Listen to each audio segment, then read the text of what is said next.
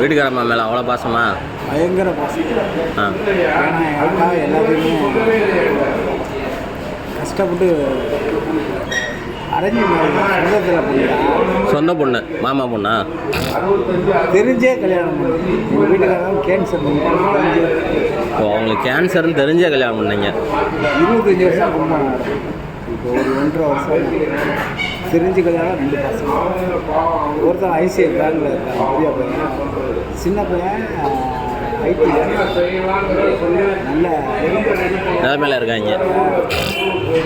நான் வந்து கஷ்டப்பட்ட நிலைமையில் எங்கள் வீட்டுக்காரங்க வந்து ஒன்றும் செய்வாங்க. ஆனால் இப்போ நல்லா இருக்கேன், செய்ய முடியாமல் போச்சு. ஆள் இல்லை. பசங்களாம் இப்போ நல்ல அவங்க அம்மாவுக்கு என்ன வேணாலும் செய்வாங்கிறத குறிக்கோளில் இருக்கையில் பசங்க இல்லை. ஆனால் பெரிய சின்ன பையனுக்கு இப்போ பொண்ணு பார்த்து கல்யாணம் முறை 23ஆம் தேதி பக்கத்தில் தான் லோக்கலில் தான் கல்யாணம்.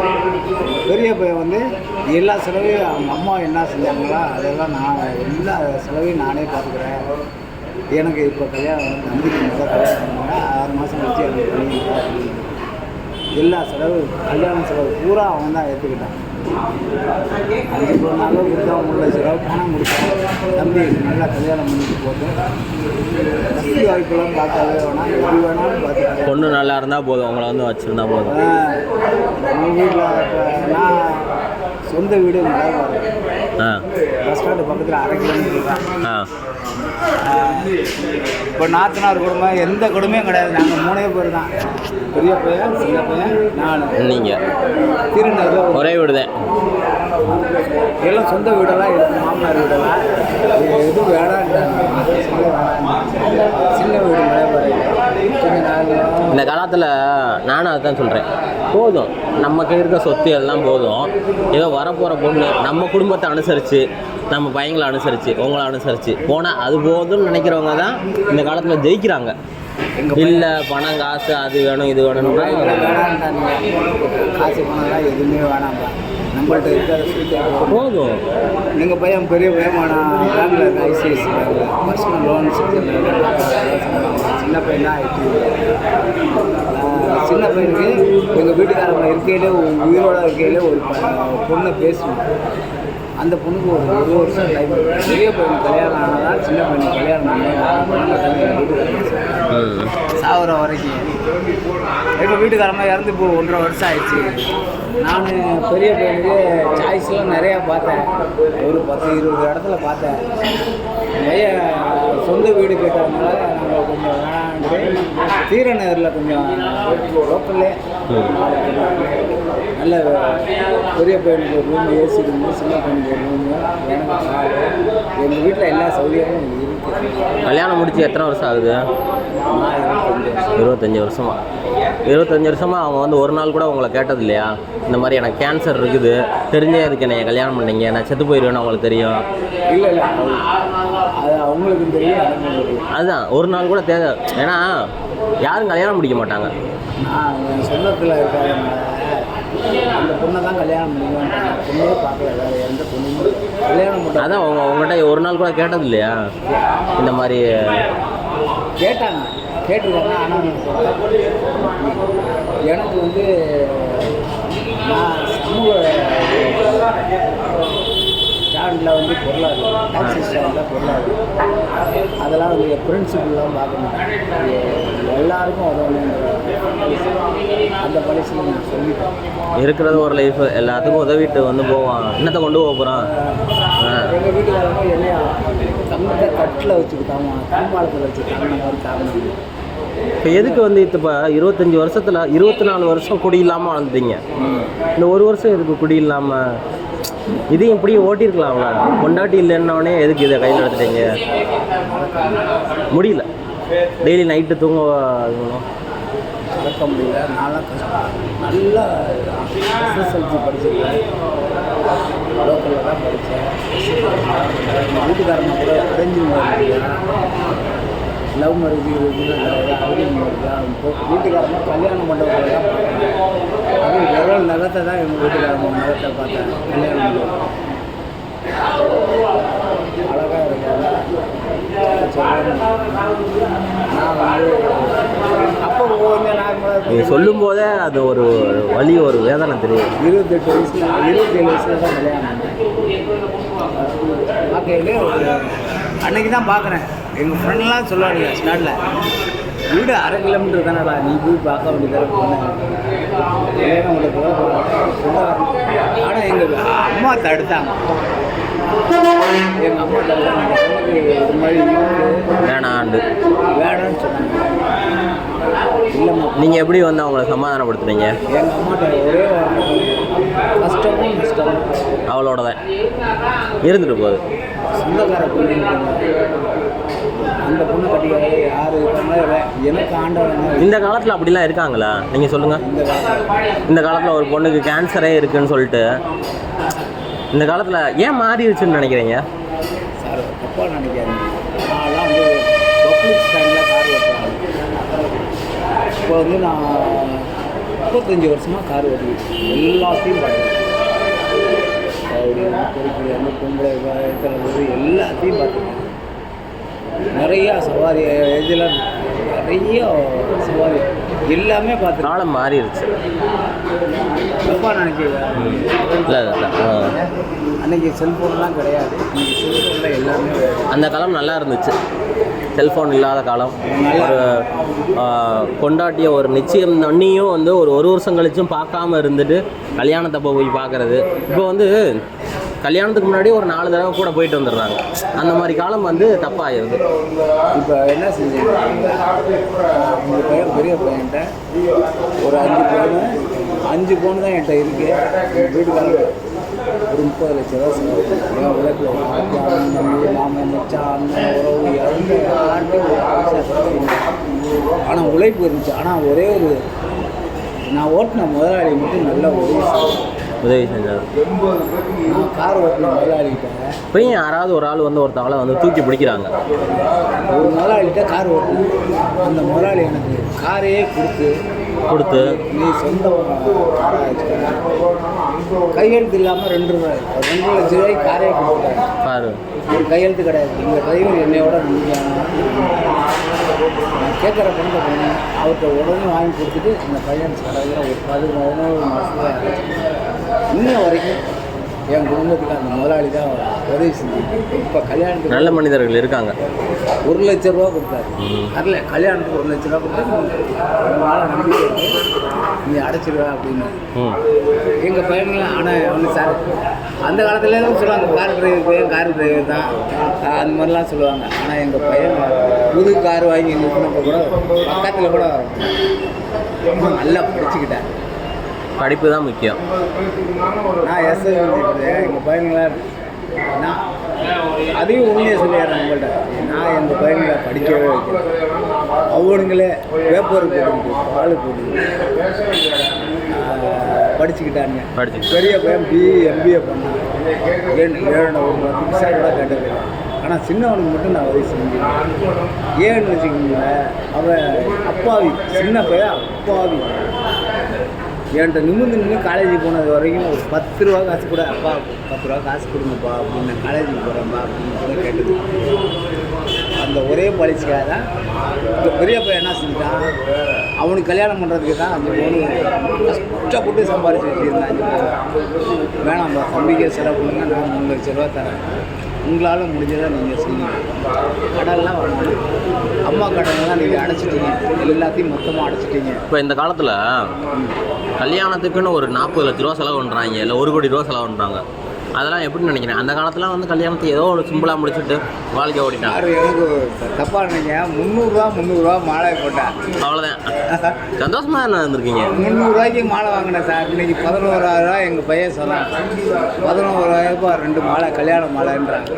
நான் வந்து அவனை எதுவும் பேசுறதுக்கு வேலை இல்லை. அந்த காலத்து பசங்க அப்படி நினைக்கிறேன். இப்போ பையனுங்க வந்து நல்லா, எங்கள் பையெல்லாம் நல்லா டீசெண்டாக தான் ட்ரெஸ் பண்ணுவாங்க. காசு வந்து ட்ரெஸ்ஸில் தான் தப்பு எல்லாம் பண்ண மாட்டாங்க. எந்த பழக்கமும் கிடையாது. இப்போ நீங்கள் நல்லா இருக்கீங்க, உங்கள் பையங்க நல்லா இருக்கீங்க, எல்லாமே ஆகாது. இப்போ நீங்கள் எது வந்து உங்களுக்கு வந்து சோகம்னு நினச்சி ஃபீல் பண்ணுறீங்க? கொண்டாட்டி இல்லாததையா? எவ்வளோ நாள் இப்படி நீங்கள் கடத்த முடியும்? இப்போ 60, எனக்கு கரெக்டாக 60 வயசு. அது உண்மையிலே மறக்க வாழ்ந்த நாட்கள் மறக்க முடியல. வாழ்ந்த நாட்களோட எங்கள் வீட்டுக்காரங்க சார் பொய் இருக்குது எல்லாம் சொல்லுவாங்க. வெறும் 50 ரூபா காசு தான் சார் சாப்பாட்டுக்கு சமையலுக்கு. ஆனால் ஒரே ஒரு நாள் மட்டும் எங்கள் வீட்டுக்காரங்க அடிச்சு போட்டீங்க. 25 வருஷம் வாழ்க்கையில் ஒரு நாள் அடிச்சிருக்கீங்க. ஒரு நாள் அடிச்சுக்கிட்டேன். ஆனால் 2 நாள் 3 நாள் கோச்சிக்கிட்டு போயிட்டாங்க. தைரியம் எனக்கு தைரியம் இருந்துச்சு, சரி சாப்பாடு நம்மளே ஆக்கி சாப்பிடலாம் அப்படின்னு. ஆனால் அதெல்லாம் அப்புறம் தான் தப்புன்னு தெரிஞ்சுக்கிட்டேன். 2 நாளில் ஒன்றுமே செய்ய முடியல. 3 நாளில் அந்த 3 நாள் கொண்டாட்டி இல்லாமல் ஒன்றும் பண்ண முடியல சார். ஒரு கருவாடு வறுத்து சாப்பிட்லான்னு ஆசைப்பட்டேன். உப்பு பதிலாக வாஷிங் பவுடரை போட்டு முடிச்சு போட்டீங்க. ஆனால் பக்கத்தில் தான் இருந்தாங்க எங்கள் வீட்டுக்காரங்க. ஊரெல்லாம் போகிற ஒரு 2 கிலோமீட்டரில் தான் இருந்தாங்க. ஆனால் ஒரு 2 நாள் வரைக்கும் தான் இருந்தாங்க. அதுக்கப்புறம் தானாக வந்துட்டாங்க. இப்போ இந்த காலத்தில் கல்யாணம் ஆச்சு ஒரு பொண்ணு இருக்குது. இப்போ வந்து இந்த காலத்தில் வந்து கல்யாணம் முடித்தோடனே விவாகரத்து அதிகமாகுது. சேர்ந்து வாழ முடியல.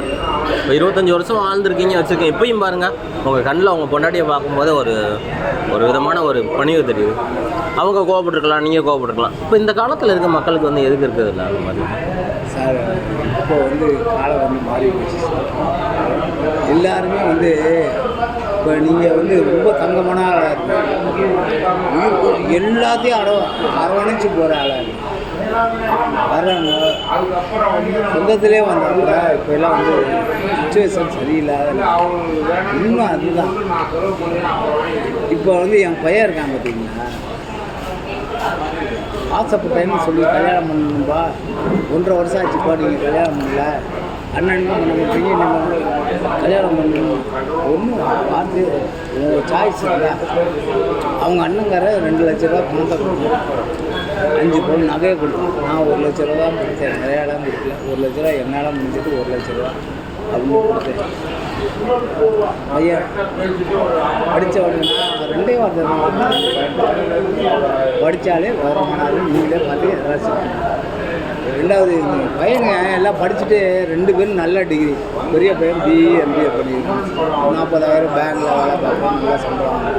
சின்ன பையன் ஐடியில் 5,000 ரூபா தான் சம்பளம், நிறையா இப்போ தான் போய் சேர்ந்துருக்கேன் 2 பேருமே. நான் அதனால் அவங்கள முறையில் எங்கள் தெரு வந்து மிளகு பாரு, சின்ன மிளகு பாரு, அது ஒரு மோசமான தெரு. ஐடியில் என்ன வேலை பார்க்குறாப்புல அதெல்லாம் தெரியாது. ஐடியில் வேலை பார்க்குறாங்க. இப்போ பொண்ணு மலைக்கோட்டையில் அவங்க சொந்த வீடு, என்கிட்ட சொந்த வீடெல்லாம் கிடையாது. ஆனால் சொத்து பத்தெல்லாம் இருக்குது.